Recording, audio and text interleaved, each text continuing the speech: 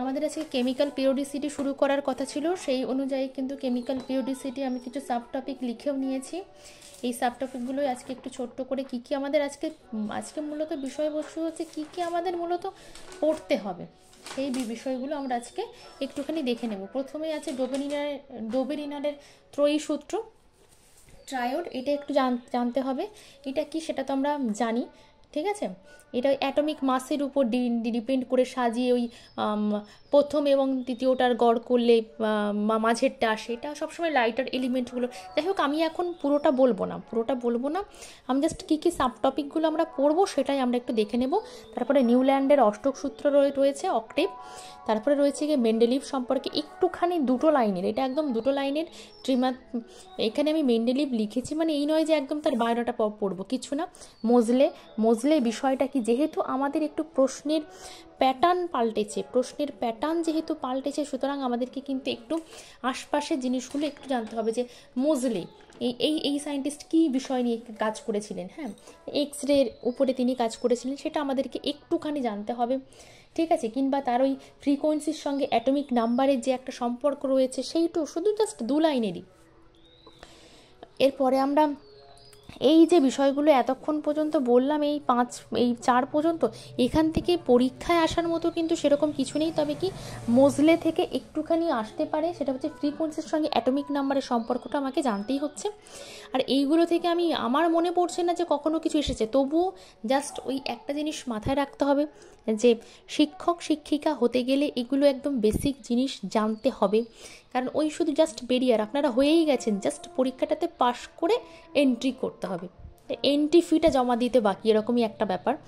যাই হোক, তো এই বিষয়গুলো সেই জন্য দরকার। আপনারা যখন শিক্ষক শিক্ষিকা একদম এখনও হয়ে গেছেন, এখনও আপনারা প্রচুর আছেন এরকম গ্রুপে, হয়তো 90%ই তারা শিক্ষক শিক্ষিকা পড়ান, তখন আপনাদের তো অবশ্যই এই জিনিসগুলো লাগে। অবশ্যই আমাদের এখান থেকে কোনো প্রশ্ন আসবে না, তবুও আমাদের তো এই বিষয়গুলো লাগে। কিংবা 11-12 ক্ষেত্রে কিন্তু এইসব জায়গাগুলো থেকে প্রশ্ন আসে, মানে আপনারা যখন বাচ্চাদেরকে পড়াচ্ছেন আসে, সুতরাং তাদেরকে কিন্তু পড়াতে হবে, তাই আপনাদেরকে কিন্তু এই বিষয়গুলো একটু জেনে রাখতে হবে।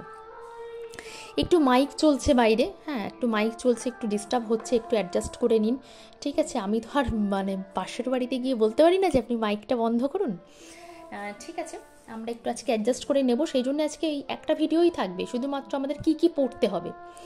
এরপরে মডার্ন পিরিয়ডিক ল রয়েছে, এটা অ্যাটমিক মাস থেকে অ্যাটমিক নাম্বারে শিফট করলো সেটা। এবার এই পিরিয়ডিক লয়ের মধ্যে আমাকে যে বিষয়গুলো পড়তে হবে, একটা হচ্ছে টাইপিক্যাল এলিমেন্টস একটু কি সেটা জেনে নিতে হবে, টাইপ এলিমেন্ট কোনগুলো। ডায়াগোনাল রিলেশন, এইখান থেকে কিন্তু প্রশ্ন আসার একটা ভালো রকম জায়গা। ডায়াগোনাল রিলেশন থেকে অনেক কিছু ব্যাখ্যা কিন্তু আমাদের আসে, ঠিক আছে। ডাইরেক্ট কিন্তু ডায়াগোনাল রিলেশনশিপ নিয়ে কিছু আসে না, কিন্তু প্রশ্নটা এমনভাবে ঘুরিয়ে দেবে যে এইটাকে অ্যাপ্লাই করে উত্তর দিতে হবে। চার্জ বাই সাইজ রেশিও, এখান থেকেও একটা প্রশ্ন আসার জায়গা। তো এতক্ষণ পর্যন্ত এই 5 পর্যন্ত আমরা 5 নাম্বার সাব টপিক পর্যন্ত পড়ে আমরা যেটা বুঝলাম যে এই দুটো জিনিস একটু ইম্পর্টেন্ট এবং এই জায়গা থেকে কিন্তু প্রশ্ন আসে। এরপরে আমাদের যেটা জানতে হবে, গ্রুপ কিভাবে নির্ণয় করতে হবে, পিরিয়ড কিভাবে, ব্লক কিভাবে। এটা একদিনের একটা ভিডিওতে, 10 মিনিটের একটা ভিডিওতে আমি করিয়ে দেবো, আপনারা সব হয়তো জানেন, কিন্তু তবুও আমার যেহেতু বেসিক দায়িত্ব সেহেতু করিয়ে দেবো। এইবার যেগুলো স্টার মারা রয়েছে, এইগুলোই মেনলি এইসব জায়গাগুলো থেকেই কিন্তু পিরিয়ডিসিটিতে নেট সেট কিংবা এসএলএসটি এইসব জায়গা থেকে কিন্তু প্রশ্ন আসবে। কিন্তু দেখা গেল যে আমাদের ফিজিক্যাল সায়েন্স যে পার্টটা রয়েছে, সেখানে কেমিস্ট্রিতে কিন্তু এই জায়গা থেকে প্রশ্ন আসার একটা হিউজ চান্স, এই জায়গা থেকে হিউজ চান্স, এই জায়গা থেকে হিউজ চান্স। এই 3টে জায়গা কিন্তু ফিজিক্যাল সায়েন্সের জন্য ইম্পর্টেন্ট, আমাদের এসএলএসটির জন্যও ইম্পর্টেন্ট, কিন্তু ওদের জন্য একটু বেশি ইম্পর্টেন্ট। এসএলএসটিতে কী হয়, এইসব জায়গা থেকে ঘুরিয়ে ফিরিয়ে প্রশ্ন আসে। অ্যাটমিক রেডিয়াস, এটা পিরিয়ড ওয়াইজ কীরকম হচ্ছে, গ্রুপ ওয়াইজ কীভাবে, একদম তো ডাইরেক্ট পিরিয়ড ওয়াইজ কীভাবে চেঞ্জ হয়, এগুলো আসে না। আপনারাও জানেন সেটা খুব, আপনারাও এটা জানেন কীরকম ধরনের প্রশ্নগুলো আসে, যেগুলো হচ্ছে ব্যতিক্রম। আমি ধরে নিলাম এই atomic radius, ionic radius, ionization energy, আরও মনে হয় 2টো আছে সম্ভবত, আমি লিখে নিয়েছি, হ্যাঁ কি আছে, এই ইলেকট্রন অ্যাফিনিটি আর ইলেকট্রোনেগেটিভিটি, ব্যাস এই পর্যন্ত শেষ হয়ে গেল। তাহলে এই একটা, এগুলো সব স্টার মার্কস হবে, এগুলো ইম্পর্টেন্ট। তাহলে এই 1, 2, 3, 4, 5টা তার মানে 5টা এমন আমি জিনিস পেলাম যে 5টা জিনিসকে আমাকে খুব ভালো করে পড়তে হবে। আমি ধরলাম এই 5টা জিনিসের মধ্যে 50টা এক্সেপশন আছে, প্রতিটাই ধরলাম আমি 10টা করে এক্সেপশন রয়েছে। তাহলে এই 50টা এক্সেপশন যদি আমি খুব ভালো করে জেনে নিই কিংবা পড়ে নিই, তাহলে কেমিক্যাল পিরিওডিসিটি নিয়ে কিন্তু আমার আর কোনো মানে ভাববার জায়গা থাকছে না। আমরা মেনলি এই যে 6 পর্যন্ত যে সাব গ্রুপ পর্যন্ত দিয়েছি, এই পর্যন্ত আমি চেষ্টা করব 2টো ক্লাসের মধ্যে এই সবটাকে শেষ করে দেওয়ার। এবার বাদ বাকি যে 5টা থাকছে সেটাকে আমি রয়ে শোয়ে চেষ্টা করব আরও 5 দিন ধরে টুকটুক টুকটুক করে পড়বো। প্রতিটা 10 মিনিট 15 মিনিটের একটা ভিডিও আসবে। মানে আমরা পুরো মাথার ভিতরে একদম বিষয়টাকে গাঁতিয়ে ফেলবো, ঠিক আছে? যার কনসেপ্ট ক্লিয়ার হচ্ছে ভালো, আর নতুবা একদম গাঁতিয়ে ফেলে আস্তে আস্তে ধীরে ধীরে আত্মস্থ করবো, গিলে ফেলবো ধীরে ধীরে। কিন্তু যেন ডাইজেশনের সমস্যা না হয় সেদিকটাও খেয়াল রাখতে হবে। এবার কি যেটা মূল কথা সেটা হচ্ছে কেমিক্যাল পিরিওডিসিটি পড়ার সময় পিরিয়ডিক টেবিলটা আমাকে কিন্তু একদম মাথার ভিতরে নিয়ে আসতে হবে। একদম যেন আমাদের এই মাথার ভিতরে, এর ভিতরে যেন আমাদের একদম মানে চলে আসে, ঠিক আছে? আমি একটা মুন্ডু এঁকে ফেললাম, ঠিক আছে? এর ভিতরে যেন একটা কোথাও একটা জায়গা করে যেন পিরিয়ডিক টেবিল ঢুকে পড়ে। এবং সেক্ষেত্রে কি পিরিয়ডিক টেবিল আমাকে মুখস্থ হোক না হোক, আমার যে এই যে ফিগারটা, এই ফিগারের কোথায় কি আমাকে ফটাস করে যদি বলে বসে, আচ্ছা বলতে আর্গন কোথায়, আমি যেন বলতে পারি যে এরকম একটা জায়গায় কিন্তু আর্গন থাকে। হঠাৎ করে মার্কারি কোথায়, আমি যেন বলতে পারি যে এরকম একটা জায়গায় মার্কারি থাকে। এই বিষয়টা কিন্তু ভীষণ ইম্পর্টেন্ট।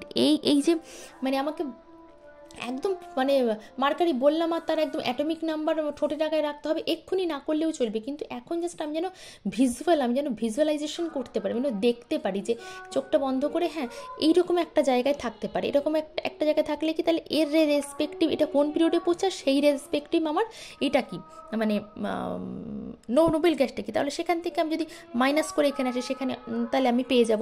আমাকে জাস্ট এই জায়গায় পৌঁছানোর একটা ট্রিক্স জানতে হবে। এবার আপনারা পিরিয়ডিক টেবিল কীভাবে মনে রাখবেন সেটা আপনাদের ব্যাপার। কেউ আছে সেই বেগুন আলু গাজর ইনথালি boron aluminium gallium indium thallium, কেউ আছে বিভিন্ন রকমভাবে মনে রাখে, সেটা আপনাদের ব্যাপার। আমি বলবো যেমন হোক তেমন হোক, এই পিরিয়ডিক টেবিলটা আপনাকে একটু মনে রাখতে হবে। পিরিয়ডিক টেবিলটা তাহলে আজকে আপনাদের কাজ হচ্ছে পিরিয়ডিক টেবিলটা টুকটাক করে পড়তে থাকুন। আজকে না, প্রতিদিনের কাজ, প্রতিদিন একটু একটু করে দেখুন। তারপরে আমি কি করব, এই 6 পর্যন্ত সাব টপিকটা আমি 2টো ক্লাসে করিয়ে দেব, এবং তারপরে যে 5টা রয়েছে সেই 5টায় আমি 50 রকম আমি ধরে নিলাম এক্সেপশন রয়েছে, এক্সেপশনগুলোই প্রশ্ন।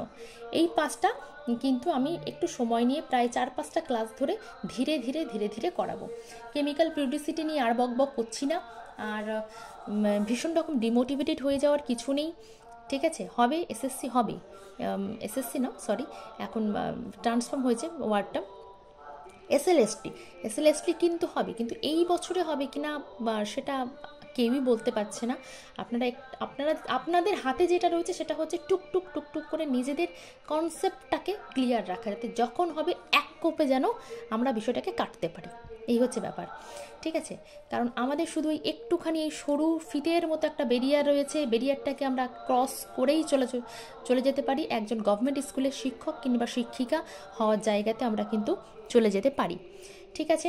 তো ভীষণ ভালো থাকুন, আর যে প্রফেশনের সঙ্গে এখন যুক্ত আছেন ভীষণ ভালোবেসে করুন, কারণ জীবন তো একটাই, আমি তো বিশ্বাস করি জীবন একটাই। সুতরাং সেটাকে যত ভালোভাবে গুছিয়ে আমরা চালাতে পারি, যত অর্গানাইজডভাবে আমরা চালাতে পারি, আর সব কিছুর মাঝে ওই দিনে অন্তত 30 মিনিট করে আমরা কেমিস্ট্রিকে যদি সময় দিই সেটা খুব ভালো হবে। ভালো থাকুন ভীষণ।